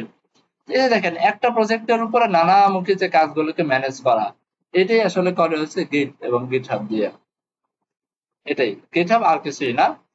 ফাইনালি যখন ডার্ক মোড ওয়ালারা তাদের প্রজেক্ট দিয়ে দেবে, রেড মোড ওয়ালারা তাদের প্রজেক্ট দিয়ে দেবে, অ্যাডমিন তাদের কোড গুলোকে এক জায়গায় মার্জ করে একটা ফাইনাল ওয়েবসাইট দাঁড় করাবে, যেটাকে বলা হবে মাস্টার ওয়েবসাইট বা মাস্টার ব্রাঞ্চ। এই মাস্টার ব্রাঞ্চটাই ফাইনালি পাবলিশ হয়, পাবলিকের জন্য এটাই পাবলিশ হয়ে যায়। এই যে ফাইনালি ভার্সন 1.0 এটা রিলিজ করা হবে। আচ্ছা, এখন এই যে রিপোজিটরি নিয়ে আমাদের কিছু আলোচনা আছে। রিপোজিটরি একটা হচ্ছে লোকাল রিপোজিটরি, আর একটাকে বলা হয় রিমোট রিপোজিটরি। লোকাল রিপোজিটরি মানে হচ্ছে এই যে গিটের ভার্সন কন্ট্রোল করা, গিটের ভিতরে অনেক কিছু ঢুকানো নামানো, অনেক কিছু করা। এগুলো প্রথমত আমরা আমাদের কম্পিউটারের ভিতরে করি, কম্পিউটারের ভিতরে আমরা আমাদের মতো করে ম্যানেজ করি। এরপরে কম্পিউটার থেকে এটাকে আমরা রিমোট, রিমোট মানে হচ্ছে নেটওয়ার্কে বা আমাদের গিটহাবের ভিতরে আমরা সেটাকে রেখে দিই, তাই না? তো রিপোজিটরি দুইটা, একটা হচ্ছে লোকাল রিপোজিটরি আর একটা হচ্ছে রিমোট রিপোজিটরি। আচ্ছা, তো দেখেন, ধরেন আমাদের কম্পিউটারে আমাদের একটা প্রজেক্ট আছে। এই কম্পিউটারে যে প্রজেক্ট গুলো আমরা যেখানে কাজ করি সেটাকে বলা হয় ওয়ার্ক ডিরেক্টরি। মনে থাকবে, যেখানে আমরা কাজ করতেছি ওয়ার্ক ডিরেক্টরি বলো। এই ওয়ার্ক ডিরেক্টরি থেকে আমাদেরকে কাজগুলোকে এই যে স্টেজিং এরিয়াতে পাঠাইতে হয়। হয়তো দেখবেন আমি git add বলে একটা কমান্ড দেই, git add কমান্ড দিয়ে আমাদের লোকাল রিপোজিটরি থেকে স্টেজিং এরিয়াতে আমাকে নিতে হয়।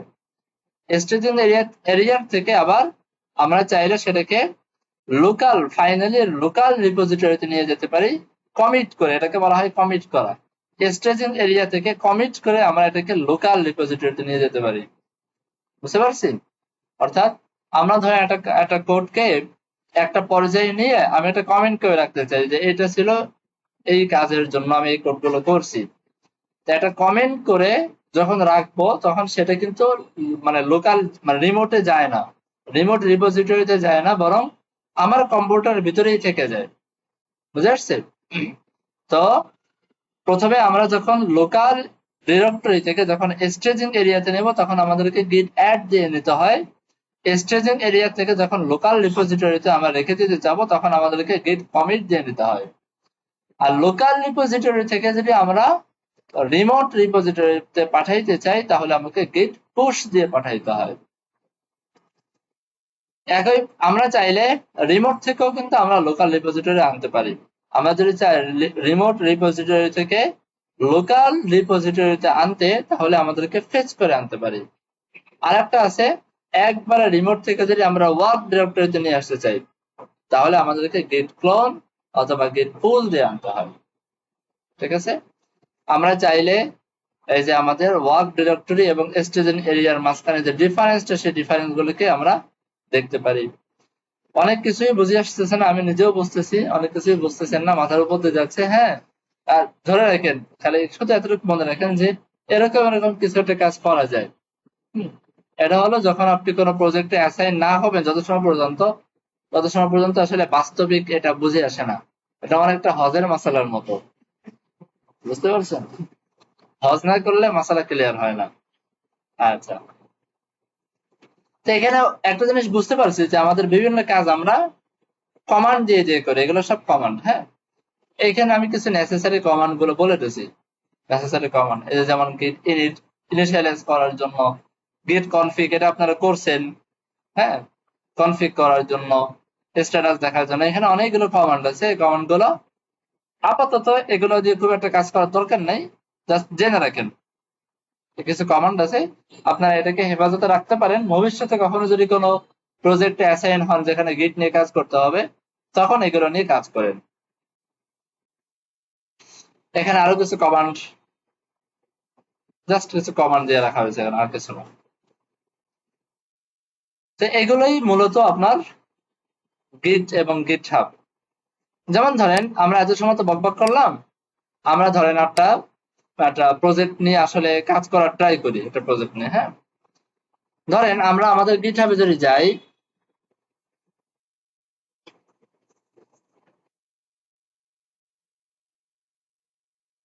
গিট হাবে গিয়ে আমরা এই রিপোজিটরিতে কাজ করতেছিলাম, এই যে এখানে এখানে আমরা কাজ করতেছি, তাই না? আমরা যদি আমাদের প্রজেক্টে যাই তখন দেখবেন যে ডট গিট বলে একটা ফোল্ডার ক্রিয়েট হয়ে গেছে। এর ভিতরে অনেক ফাইল ফোল্ডার হাবল তাবল অনেক কিছুই আছে। তো এর ভিতরে এটা হচ্ছে আপনার এই লোকাল রিপোজিটরিটাকে ম্যানেজ করার জন্য এই ফোল্ডারটা। আমরা কখন কি করতেছি, আমরা কখন এটাকে অ্যাড করতেছি, কখন কমিট করতেছি ইত্যাদি কাজ করার জন্য এটা। তো এই ফোল্ডারটা আনার জন্য আমাকে যে কমান্ডটা দিতে হয় সেই কমান্ডটা হচ্ছে গিট ইনিট। এটাকে বলা হয় ইনিশিয়ালাইজ করা, গিট ইনিট। গিট ইনিট কমান্ড দিলে আমাদের এই ফোল্ডারটা চলে আসবে। যেহেতু ফোল্ডারটা একবার আছে, এখন আর দিয়ে লাভ নেই, যদি না থাকে এই ফোল্ডারটা নিয়ে আসতে হবে। তো গিট ইনিট করার পর থেকে নিয়ে সে এখান থেকে সে দেখতে থাকবে যে আমার কোন মানে কোন ফোল্ডারে কিছু কাজ হলো, কোন ফোল্ডার নতুন বানানো হলো, কোন ফোল্ডার কি হলো না হলো, সে তখন তদারকি করতে থাকবে। তো গিট ইনিট করার পরে ধরেন এখানে একটা ফোল্ডার ক্রিয়েট হলো। এখন আমি যদি এখানে নতুন একটা ফাইল তৈরি করি, টেস্ট ডট ধরেন এইচটিএমএল, নতুন একটা ফাইল তৈরি করি, দেখেন এই ফাইলের এখানে একটা ইউ চলে আসছে। ইউ ইউ মানে হচ্ছে আনট্রাকড, মানে এই ফাইলটা এখনো পর্যন্ত আমার গিট হাবের মাধ্যমে ট্র্যাক করা হয় নাই। গিট হাবে এই ফোল্ডারের কোনো অস্তিত্ব এখনো পর্যন্ত নাই, বুঝে আসছে? এখন আমি যদি বলি গিট অ্যাড, অ্যাড দিয়ে যদি আমি এখন টেস্ট ডট এইচটিএমএল টা ঢুকাই দিই, git add test.html, এন্টার দেই, কি লেখা আসলো?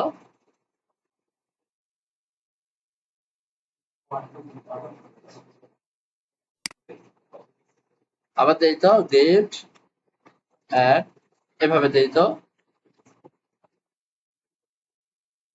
হ্যাঁ, আমাকে পাত্রা বলে যেতে হবে, না হলে নিচ্ছে না। তো এইবার দেখেন ইউ এর জায়গায় এ চলে আসছে। এ মানে হচ্ছে এটা কিন্তু অলরেডি অ্যাড হয়ে গেছে আমার গিটের ভিতরে, এটা কিন্তু অলরেডি অ্যাড হয়ে গেছে। আমি কোথায় চলে গেলাম? আমি প্রথমে ছিলাম হচ্ছে আমাদের এই যে এখানে ছিলাম, ওয়ার্ক ডিরেক্টরিতে ছিলাম। সেখান থেকে অ্যাড করে আমি স্টেজিং এরিয়াতে চলে গেছি। স্টেজিং এরিয়া থেকে যদি আমি লোকাল রিপোজিটরিতে যাইতে চাই, তাহলে আমাকে এই প্রজেক্ট এই ফোল্ডারটা নিয়ে যেতে চাই, তাহলে এখানে আমাকে কমিট করতে হবে, কমিট। ঠিক আছে, কমিট। তো ধরেন কমিট করার, যদি কমিট করতে চাই আমি করি গেট কমিট, এখানে একটা এম দিতে হয়, এম এম এর ভিতরে একটা মেসেজ লিখতে হয়। আমি মেসেজ লিখলাম যে নিউ ফাইল অ্যাডেড, এটা এন্টার দেই, বাস দেখেন এটা চলে গেছে। খেয়াল করছেন? এখান থেকে একটা কিছু একটা ছিল সেটা চলে গেছে। তার মানে এখন কিন্তু এটা আমার লোকাল রিপোজিটরিতে, মানে মানে ফুললি লোকাল রিপোজিটরির ভিতরে সে চলে গেছে। এখন গিট হাব, আমার গিট যেটা, সে গিট কিন্তু এখন এটাকে সুন্দরভাবে ট্র্যাক করতে পারবে। এখন কোনো কারণে এর ভিতরে যদি আমি কোনো কোড লিখি, কিছু একটা লিখলাম, কন্ট্রোল এস দিয়ে সেভ দিলাম, দেওয়ার সাথে সাথে এখানে একটা এম চলে আসছে। এম মানে কি, তখন আমাকে গিট বলতেছে যে তুমি এই ফাইলের ভিতরে কিন্তু মডিফাই করছো, ফাইলের ভিতরে কিছু না কিছু তুমি চেঞ্জ করছো। বুঝে আসছে? এখন আমি একটা কমেন্ট দিয়েছিলাম, এই যে নিউ ফাইল অ্যাডেড নামে একটা কমেন্ট দিয়েছিলাম। এই কমেন্ট দেওয়ার পরে যদি আমি কোনো কিছু লিখি, তার মানে আমি নতুন ভাবে এটাকে মডিফাই করে ফেলছি। এখন এই মডিফাই ফাইলটা আমাকে আবার গিটহাবের কাছে পাঠিয়ে দিতে হবে, মানে গিটের কাছে পাঠিয়ে দিতে হবে। গিটকে বলতে হবে যে ঠিক আছে এই মডিফাইটা তুমি অ্যাকসেপ্ট করো।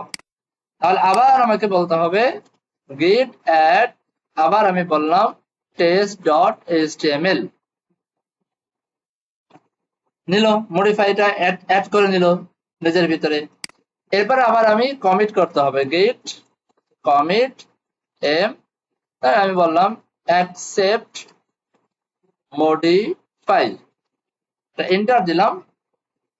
ব্যাস, এই মডিফাইটা এখন গিটের ভিতরে চলে গেছে। এখন এই কোডটা যদি আমি গিটহাবে পুশ করি, গিটহাবে রাখি, সেখানে আমি দেখতে পারবো যে এই টেস্ট ডট এইচটিএমএল এর সাথে দুইটা কমেন্ট আছে। একটা কমেন্ট হচ্ছে অ্যাকসেপ্ট মডিফাই নামের, আর একটা কমেন্ট আছে নিউ ফাইল অ্যাডেড। এখন আমি নিউ ফাইল অ্যাডেড এর উপর যদি ক্লিক করি, তাহলে এই কমেন্ট করার সময় এই ফাইলের ভিতরে কোন কোন কোড ছিল সেগুলো দেখতে পারবো। আবার যদি অ্যাকসেপ্ট মডিফাই ক্লিক করি, তাহলে এই কাজটা করার পরে আমার এই ফাইলটার কি অবস্থা ছিল, কি কোড ছিল, সেই কোডগুলো আমরা দেখতে পারবো। এবার বুঝে আসছে বিষয়টা? এমনকি আমি কম্পেয়ার করতে পারবো যে আগের কোড আর পরের কোড, আগে কি ছিল না এখন কি হয়েছে, বা আগে কোনটা কেটে নতুনটা ঢুকাইছি, মানে আগের কোড আর পরের কোডের সাথে আমি এখন কম্পেয়ার করতে পারবো। বিষয়টা ক্লিয়ার? এটাই হচ্ছে গিট, আর কিছু না। এখন আমি তো এক একটা করে ফাইল রাখবো না, আমি তো সবগুলো ফাইল রাখবো। সবগুলো ফাইলকে যদি আমি গিটে অ্যাড করতে চাই, তাহলে গিট অ্যাড দিয়ে একটা ডট দিতে হয়। ডট ডট মানে আছে সবগুলো ফাইল। এন্টার দেই, এই যে সবগুলো ফাইল এখন স্টেশন এরিয়া চলে গেছে। এবার আমি বললাম গিট কমিট এম, ধরেন আজকে আমি কমিট করলাম ক্লাস 42, চলে গেছে। এখন হলো এটাকে রিমোট রিপোজিটরিতে পাঠানো, রিমোট রিপোজিটরিতে। এখন রিমোট রিপোজিটরিতে পাঠানোর আগে আমাদের এখানে অনেকগুলো, দেখেন এগুলোকে বলা হয় ব্রাঞ্চ, অনেকগুলো ব্রাঞ্চ আছে এখানে, 41টা ব্রাঞ্চ আছে। হ্যাঁ, আমি এখান থেকে চেক করতে পারি যে আমার গিটহাবে কয়টা ব্রাঞ্চ আছে। আমি যদি বলি গিট ব্রাঞ্চ লেখাটা এন্টার দেই, দেখেন এখানে 2, 28, 30 এই করে ব্রাঞ্চ আছে, বাকিগুলো এখানে নাই, কোনো কারণে হয়তো নাই। এতগুলো ব্রাঞ্চ এখানে আছে, ঠিক আছে। এখন আমি যদি নতুন একটা ব্রাঞ্চ খুলতে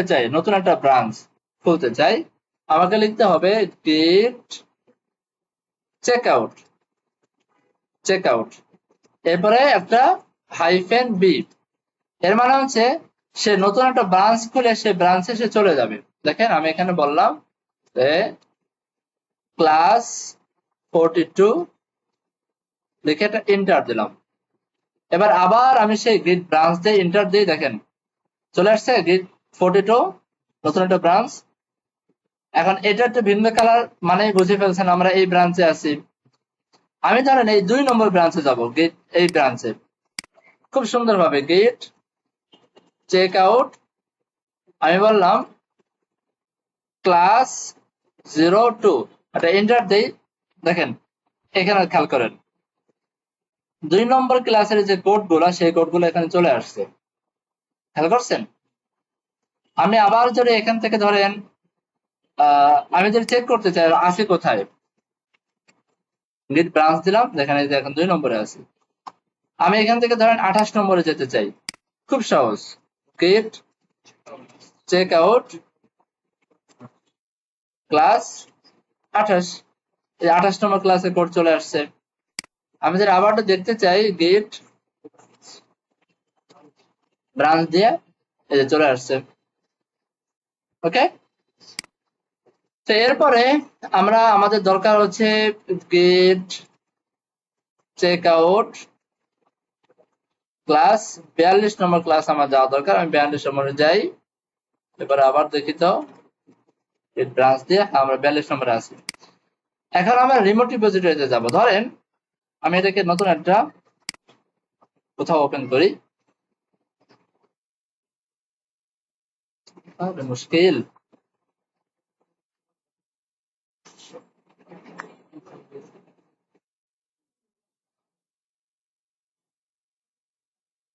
আচ্ছা, এখানে ধরেন আমি নতুন একটা ব্রাঞ্চ খুলবো বা নতুন একটা রিপোজিটরি খুলবো, নতুন রিপোজিটরি।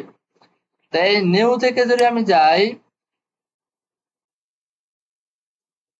নিউ থেকে গিয়ে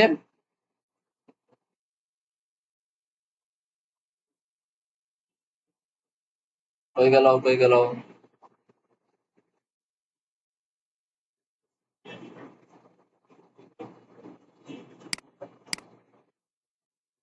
এখান থেকে যে কোনো একটা রিপোজিটরি নাম দেন। আমি বললাম যে ক্লাস প্র্যাকটিস নামে একটা রিপোজিটরি নাম দিলাম। যদি অ্যাভেলেবেল থাকে তো দেখাবে অ্যাভেলেবেল, আর যদি অ্যাভেলেবেল না থাকে একটু ডান বাম করলে অ্যাভেলেবেল হয়ে যাবে। ডেসক্রিপশন দরকার নাই, আর যা আছে যেমন আছে সেমন রেখে আমি জাস্ট ক্রিয়েট রিপোজিটরি নাম দিলাম। এটা করার পরে দেখেন এখানে আমাদের বেশ কিছু কমান্ড তারা দিয়ে দিচ্ছে, অনেকগুলো কমান্ড আমাদেরকে দিয়ে দিচ্ছে। এই যে এখানে বলছে গিট ইনিট করতে, আমরা জানি যে গিট ইনিট কিভাবে করে। এই কমান্ডটা দিলে কি হয় এটা আমরা বুঝি। গিট ইনিট দিলে ওই একটা ফোল্ডার, মানে একটা কি বলা হয়, কিছুটা তৈরি হয়। ধরেন আমি এখানে নতুন একটা জায়গায় যাই, আমি একটা ফোল্ডার বানাই, টেস্ট নামে একটা ফোল্ডার বানাই। এটাকে আমি আপাতত ক্লোজ করি, একটু পরে এটা ওপেন করতেছি আবার।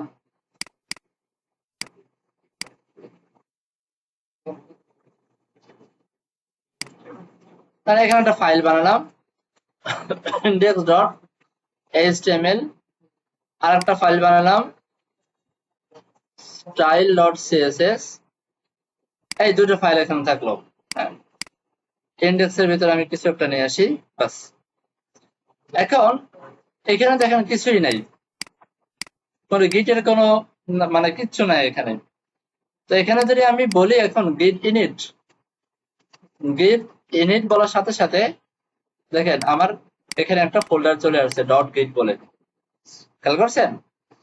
তো এটাই বলছে যে আমাকে গিট নিয়ে কাজ করতে গেলে ফার্স্টে আমাকে ইনিট করতে হবে। এবার একটা রিডমি একটা ফাইল বানাইতে বলছে, এটা আমার না বানালেও চলে, অপশনাল, না বানালেও চলে। এরপরে এখানে কমিট করতে বলছে, কমিট করার আগে আমাকে অ্যাড করতে হবে গেটে। তা আমি গেট অ্যাড ডট দিয়ে এটা এন্টার দিলাম, সবগুলো অ্যাড হয়ে গেল। হ্যাঁ, অ্যাড হয়ে গেল। দেন আমাকে গেট কমিট করে কোনো একটা মেসেজ দিতে হবে। হ্যাঁ, আমি মেসেজ দিলাম যে স্টার্ট প্রজেক্ট, চলে গেল। এখন কিন্তু এটা আমার লোকাল রিপোজিটরিতে মানে সাকসেসফুলি চলে আসছে। হ্যাঁ, এখন এতগুলো কাজ করার পরে আমাদেরকে রিমোটের সাথে এটাকে অ্যাড করতে হবে, রিমোটের সাথে। হ্যাঁ, তো রিমোটের সাথে অ্যাড করার জন্য আমাকে ফার্স্টে এই লাইনটা লিখতে হবে, এই লাইনটা এখানেও আছে এখানেও আছে। তো এই লাইনটা লিখলাম, এটা এন্টার দিলাম। এখন রিমোটের সাথে এটা কানেক্টেড হয়ে গেছে। এখন রিমোটে ফাইল রাখার জন্য আমাদেরকে একটা ব্রাঞ্চ তৈরি করতে হবে, ব্রাঞ্চ গেট ব্রাঞ্চ এম, এখানে ব্রাঞ্চের নামটা যে কোনো নামে দিতে পারেন। হ্যাঁ, আমাদের মেইন নামই থাক। আমরা এখানে জাস্ট একটা, এটার মানে হচ্ছে ব্রাঞ্চ তৈরি করা, ঠিক আছে, ব্রাঞ্চ তৈরি করা। তো ব্রাঞ্চ তৈরি করলাম। এখন এই কোডটা আমরা ব্রাঞ্চের ভিতরে ঢুকাবো। ঢুকানোর জন্য আমাকে এভাবে লিখতে হয় গেট পুশ, একটা ইউ নামে একটা ফ্ল্যাগ দিতে হয়, এবারে অরিজিন কথাটা লিখতে হয়, তারপরে ব্রাঞ্চের নামটা লিখতে হয়, যে ব্রাঞ্চটা আমি কেবল বানাইলাম না সেই ব্রাঞ্চের নামটা এখানে লিখতে হয়। তো এবার আমি যদি এই কমেন্টটা দেই git push u origin main, enter then, এই রিমোট রিপোজিটরিতে আমার এই কোডগুলো চলে যাবে। অবশ্যই নেট থাকতে হবে, নেট না থাকলে যাবে না। এই যে নেট স্লো, এর জন্য স্লো স্লো যাচ্ছে। এবার রিলোড করেন,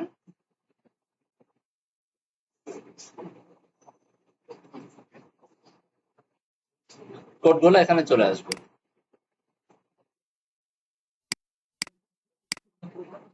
এই কোডটাকে আমি পাঠাই দিই, এটা আমাদের পাঠাইতে হবে।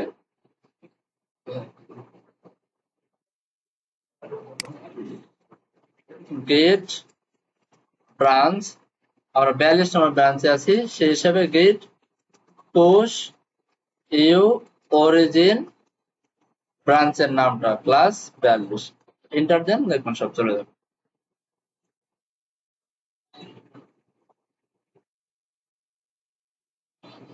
আচ্ছা, মাল্টিপল ব্রাঞ্চ যখন নিয়ে কাজ করবেন তখন এখানে ক্লিক করলে এই যে সব ব্রাঞ্চ এখানে দেখতে পারবেন, যতগুলো ব্রাঞ্চ সব এখানে দেখতে পারবেন। আমি কেবল একটা 42 নম্বর ব্রাঞ্চ আমি যখন পুশ করতেছি, এখানে কিছুক্ষণ পরে 42 নম্বর ক্লাসটাও পেয়ে যাবেন।